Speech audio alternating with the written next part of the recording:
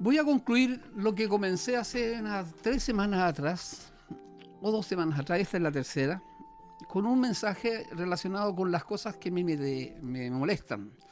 3 cosas que yo detesto. Desde que soy jovencito y conocí al Señor, este domingo hablábamos en el mensaje de lo que es el temor de Dios, lo que nos preserva. Pierdes el temor de Dios y lo pierdes todo. De nada sirve todo lo que tengas como talento, como añadidura. Inteligencia, belleza o riqueza no sirven de nada si no hay temor de Dios. Lo que se llama en términos más filosóficos la ética. Nosotros le llamamos integridad.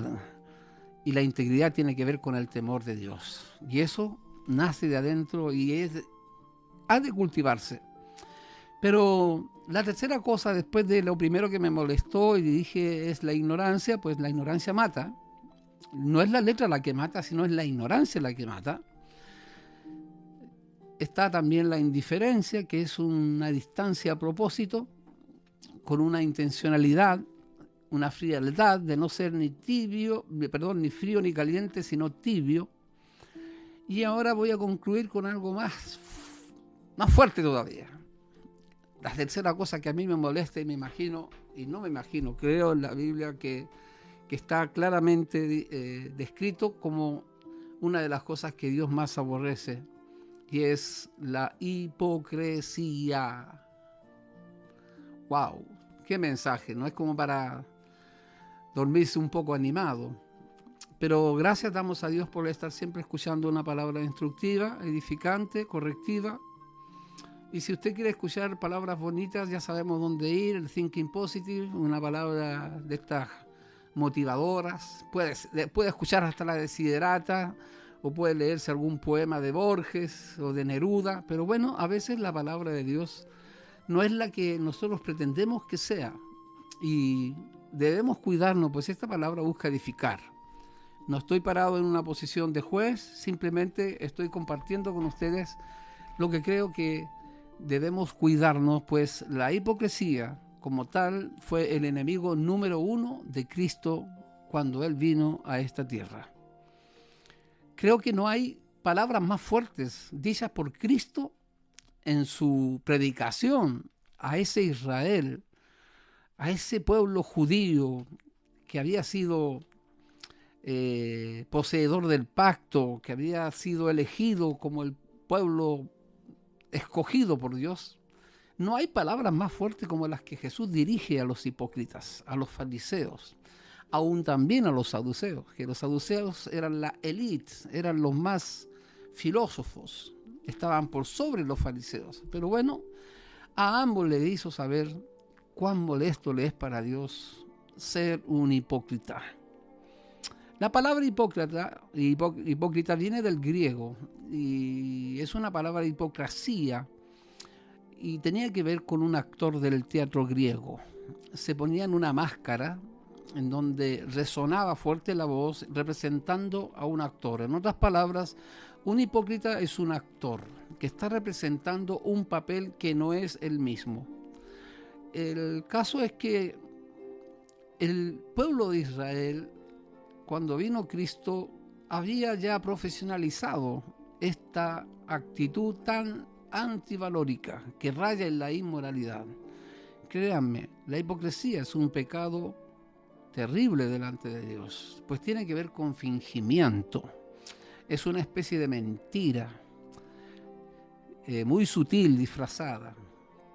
Vean lo que dice hablando Cristo y tomando lo que decía el profeta Isaías en el capítulo 29, leo, en el verso 13, Jesús tomó esta palabra del profeta cuando le dijo a ese pueblo de Israel, en especial los fariseos, bien habló el profeta cuando dijo, dice pues el Señor, porque este pueblo se acerca a mí con su boca y con sus labios me honra, pero su corazón está lejos de mí, y su temor de mí no es más que un mandamiento de hombres que les ha sido enseñado. Eso es lo más terrible. El corazón está lejos, pero no la boca, no los labios. Entrar a la presencia de Dios sin el corazón no tiene sentido, caballero. ¿De qué sirve la actuación cuando sabemos que no es usted. Los que somos asiduos a ver buenas películas, no cualquier película, siempre nos estamos recomendando algunos filmes que sean instructivos y no estos de la aventura donde no hay argumentos, solo hay una violencia y sexo y mentiras y corrupción. Ya eso lo tenemos claro. Pero aun cuando esas películas nos han hecho a veces también comprometernos con la emoción y hasta llorar algunos, terminada la actuación todos sabemos que el actor se va para su casa, se afeita, se baña y vive su vida. Pero mientras vivió el personaje nos hizo estremecer con su actuación. Hay tremendos actores que luego son ameritados con un premio Oscar que todos buscan.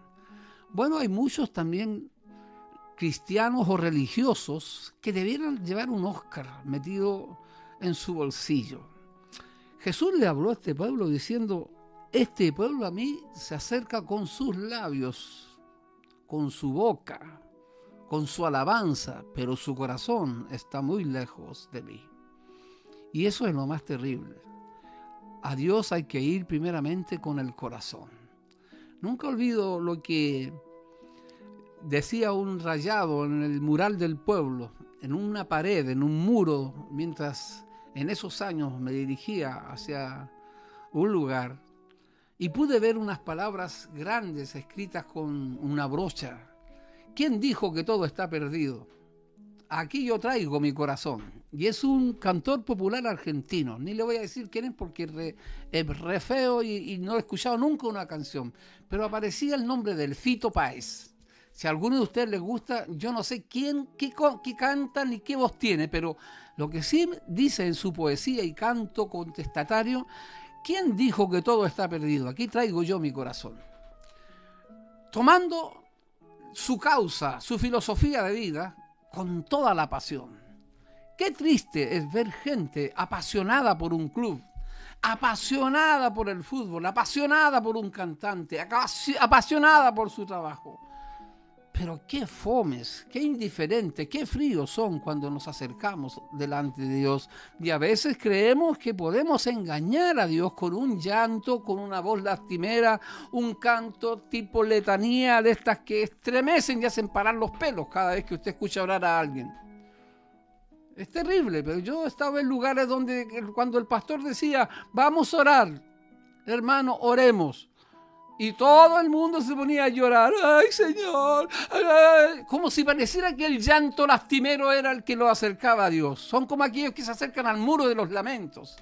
Es increíble ver a esos judíos golpeándose el pecho, golpeando esos muros históricos que hasta el día de hoy se ven como una señal del recordatorio de lo que un día fue el templo que edificó Herodes. Lo único que queda es el templo, el muro del templo.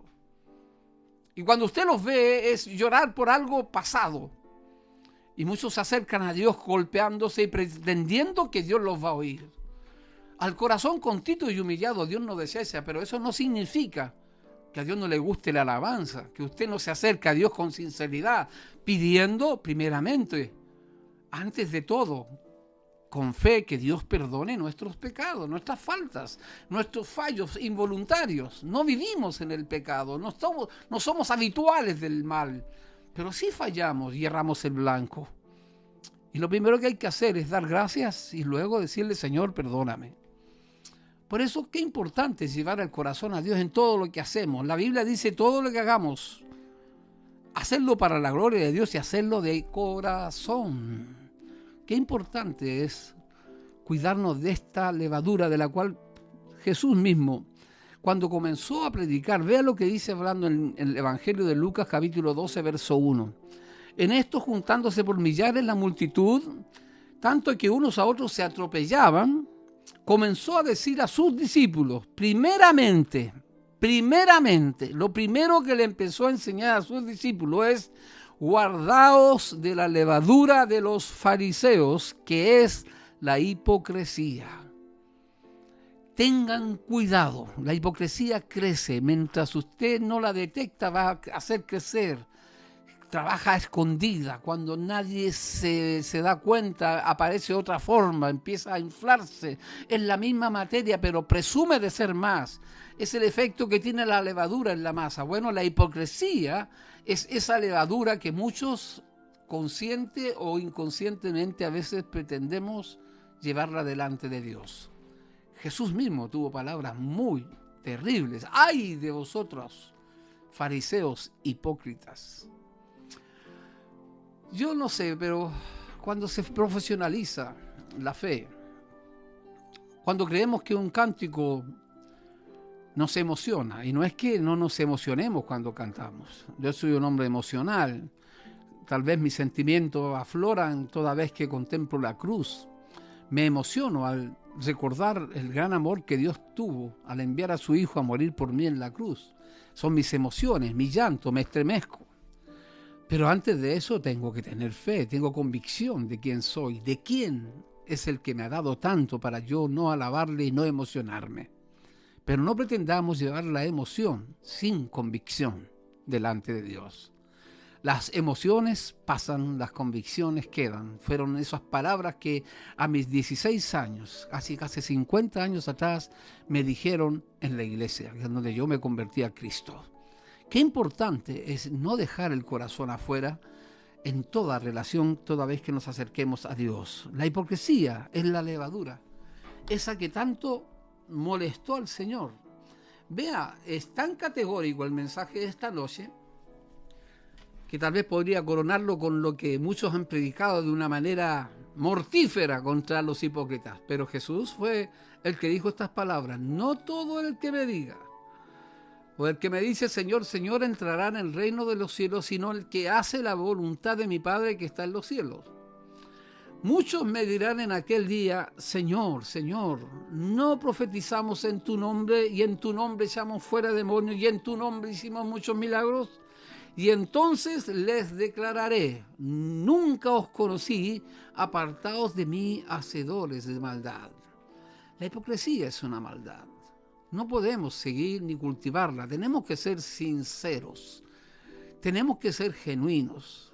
Dios conoce nuestro hablar, nuestro pensar, nuestra intención. Tanto así que el Salmo 139, que es el salmo con que debiéramos hacer gárgaras todas las semanas, dice, hablando David en el Salmo de la omnipresencia divina: oh Señor, tú nos has sido refugio. Y luego cuando dice: tú me has conocido desde antes de que estuviera la palabra en mi boca, tú ya la sabes. Dios conoce todas las cosas.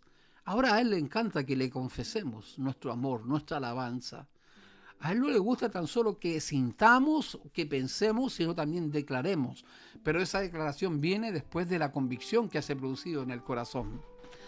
Vean la definición que hace la RAE. Ser hipócrita es considerado un antivalor, una inmoralidad, pues aunque aparentemos bondad o ejemplaridad y aunque nos esforcemos por parecer mejores personas de las que somos, finalmente todo aquello que no son más que apariencias basadas en la mentira. Así lo describe el diccionario. La hipocresía son solamente el cultivo de las apariencias basadas en la mentira. Era la careta de un actor en el teatro griego. Y es desde donde nosotros presumimos. Lo he dicho muchas veces, y puede que suene duro para los ministros que me pueden estar oyendo, pero normalmente los pastores somos los más propensos a cultivar la hipocresía. Esa hipocresía que no es nada más que una sutil presunción, cuando presumimos de una espiritualidad que no tenemos, de una fortaleza que no tenemos. ¿Quién dijo que un pastor no tiene debilidades? ¿Quién dijo que un pastor no puede caer? ¿Quién dijo que un ministro no puede ser falible? Caballero, hermano, ore por su pastor, ore por sus líderes. Estamos en una batalla y hay un enemigo pérfido que nos ha declarado la guerra desde el día en que recibimos a Cristo. Y no tan solo puede ser una tentación de un pecado de inmoralidad, de robo, de mentira, sino una sutil forma de presumir una espiritualidad que no tenemos. Se quiebra la voz, se busca un mensaje emocional, se toca un lindo órgano detrás para sensibilizar a la gente y se crea un ambiente nada de espiritual, sino de mucha emoción. Qué importante es cuidarnos de ese espíritu de presunción, pues el hipócrita presume de lo que no es. Por eso debemos cuidarnos. Vea, hay una palabra, una frase que me marcó a mí hace muchos años, es: dime de qué presumes y te diré de lo que careces. Cuando presumimos demasiado nuestra espiritualidad, que somos los que más oramos, a quienes Dios oye. ¿Quién dijo que Dios oye más al pastor que a un hermano consagrado a la iglesia? ¿Quién dijo que hay escalafón en la intercesión? Hoy día pareciera que se profesionalizó el asunto de la intercesión. Más de alguien, yo escuché a uno, precisamente en persona, en un congreso en Miami, que para poder tener poder de intercesión había que tener la capacidad de ir a los lugares altos y que los pastores debieran prepararse para ir al monte Everest como él lo había hecho, que se había aventurado en una excursión al Everest, pues mientras más alto, más Dios lo oía. Perdón la palabra, pero qué estupidez es esa. ¿Quién te dijo que Dios está arriba en las montañas? Dios está en el corazón, esperando que seamos sinceros, dando a entender que mientras más alto estemos físicamente, más Dios nos oirá. El que está en lo alto es Dios. Nosotros vivimos aquí en la tierra y nuestra fe nos levanta hacia Él. Amados, alzaré mis ojos a los montes, ¿de dónde vendrá mi socorro? De arriba, poner la mira en las cosas de arriba. Y no pretendamos ni presumamos de una espiritualidad o una autoridad para luego decretar. ¿Quién te dijo que tienes autoridad para decretar? Tú. Dios es el dueño de todas las cosas y a Él debemos obediencia. Nuestra oración es aquella que está de acuerdo a la voluntad de Dios. Usted no puede orar más allá de la voluntad de Dios. Su límite es la voluntad de Dios y Él responde cuando quiere. A veces no sabemos por qué no contesta, es porque es lo mejor que pueda estar pasando. Dice la Biblia, el amor sea sin fingimiento. Hablando Pablo a los Romanos 12:9, el amor sea sin fingimiento. Se puede presumir de un amor, de un abrazo. Cuando me convertí, la verdad que se tomaba la Santa Cena todas las semanas, haciendo caso de una práctica de que el primer día de la semana los discípulos partían el pan. Sí, la Santa Cena. Nosotros no lo hacemos a veces por una cuestión de consagración, de temor, bueno, cualquiera sea la situación. Lo importante es que en nuestra iglesia, donde yo me convertí, toda vez que se preparaba para la Santa Cena, se hacía una predicación de reconciliación. Si has peleado, si has reñido con tu hermano, reconcíliate, pues no debes tomar la Santa Cena estando en una condición de deuda, deja tu ofrenda, reconcíliate con tu hermano. Y bueno, empezaba el corito: su amor, su amor, su amor está corriendo ya, su amor, su amor, su amor está corriendo ya. Y ahí salíamos de nuestros lugares a abrazarnos y siempre veía a un par de hermanos abrazándose a llanto, pero total, a moco tendido, como se dice en buen chileno. Y era todos los domingos previos. Es decir, estos peleaban el día lunes y se reconciliaban el domingo para tomar la Santa Cena, y del lunes al sábado andaban sin saludarse. Eran los mismos que siempre se pedían perdón. Pareciera que la palabra reconciliación, la palabra amor, no era tan cierta. Por eso la Biblia dice: el amor sea sin fingimiento. Y no es que seamos tan francos para andar echándole la bronca a medio mundo con nuestro carácter, con nuestros puntos de vista y criticando a medio mundo porque no son como nosotros o no piensan como nosotros. No, caballero. La verdad nunca va separada del amor. El amor es la característica primordial del discípulo. Es por lo tanto muy importante que el amor, cuando lo expresemos, sea de corazón, sobre todo a Dios, sobre todo a nuestra familia, sobre todo a nuestros hermanos, a nuestro prójimo. Tanto así que también puede disfrazarse o fingirse una fe. Pablo, hablándole a Timoteo en su segunda carta, la última que escribió el magno apóstol, recuérdase, Timoteo, diciéndole: traigo a la memoria la fe no fingida que hay en ti, la cual habitó primero en tu abuela Loida y en tu madre Eunice, y estoy seguro de que en ti también. Doy gracias a Dios porque tengo una hija que mi esposa quiso ponerle Eunice. Una fe no fingida. Habitó en la abuela, luego en la hija y ahora en el nieto, y ahora discípulo e hijo espiritual del apóstol Pablo, Timoteo. ¿Se puede fingir la fe entonces? Claro que sí. Se puede fingir. Se pueden predicar mensajes ultra positivos, ultra de autoridad. Pero esta llamada a la intocabilidad, esta llamada a empoderarse, a creerse que somos la última Coca-Cola en el desierto y que no podemos pasar por valles de sombra e inclusive de muerte. Si alguien piensa que Dios está interesado en nuestra prosperidad, la palabra prosperidad siempre la relacionan con lo material. Así habla el apóstol Juan en su carta universal casi al final de su vida. Habla de una prosperidad no tan solo material, sino como prospera tu alma. La prosperidad es el progreso espiritual que añade Dios cosas y a veces no, que a veces escasean y a veces hay abundancia. Pero lo importante es que estamos trayendo una fe y practicando una fe que no finge, que no pretende. Si estuviera en nosotros el poder, el don y presumir del don de sanidad, váyase usted a un hospital, caballero, y déjese sin trabajo a todos los médicos. Si está en usted el don y usted maneja el don, entonces vaya y ejecute y active el don. El don de Dios se manifiesta de acuerdo a la voluntad de Dios y al propósito de Dios y en el momento de Dios. Somos meros canales, meros instrumentos de ese Dios. Así que, amados, en esta noche, ya casi finalizando, dejemos que nuestro corazón se incline hacia la voluntad de Dios. Cuidémonos de la careta. Somos lo que somos, aun cuando nos tomamos 10 fotos y siempre publicamos la mejor y la photoshopeamos. Tratamos de aparentar algo que a veces no somos. Yo creo que un amigo verdadero, un hermano verdadero, es que una vez que te conoce, te sigue queriendo. Eso es lo que ha hecho Dios conmigo. Eso es lo que ha hecho Dios con nosotros. Después de conocernos, después de saber cómo somos, nos sigue amando. Y eso no es cubrirlo, no, sino que tarde o temprano espera que nos volvamos a Él.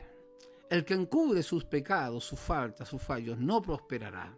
Mas el que los confiese y se aparta alcanzará misericordia. Qué importante es poder ser sincero delante de Dios. En esta noche de martes pastoral, les reitero, de corazón, amemos al Señor, amémonos unos a otros y seamos sinceros delante de Dios. No caigamos en el terrible pecado de esos fariseos que finalmente en ese espíritu religioso lo llevaron a la cruz. No fueron los romanos. No son culpables los ignorantes que estaban crucificando y clavando a Jesús en el madero. Habían unos hipócritas que habían sobornado, mentido y acusado injustamente al santo de los santos, al que fue inocente y sin mancha. La hipocresía siempre atrae siempre el mal. Por eso dice, hablando Pablo en ese primer versículo que estoy leyendo, que el amor sea sin fingimiento, aborrecer lo malo y seguir lo bueno. El amor, la fe, que sea genuina, verdadera, sin fingimiento, como tal. Así nos tiene que amar Dios. Y no con eso vamos a permitirnos cualquier cosita. Cuidado con eso. Dios te ama tal como tú estás, pero no está dispuesto a dejarte así como estás. Te va a transformar, te va a llevar al progreso, te va a levantar, te va a enseñar, vas a crecer de acuerdo a la voluntad de Dios. Que Dios los bendiga y gracias a Dios por ser sinceros y genuinos delante de Dios. Tengan ustedes muy buenas noches, un placer, una alegría, un gozo poder estar con ustedes en esta noche de martes pastoral. Nos seguimos viendo en la presencia de Dios. Bendiciones.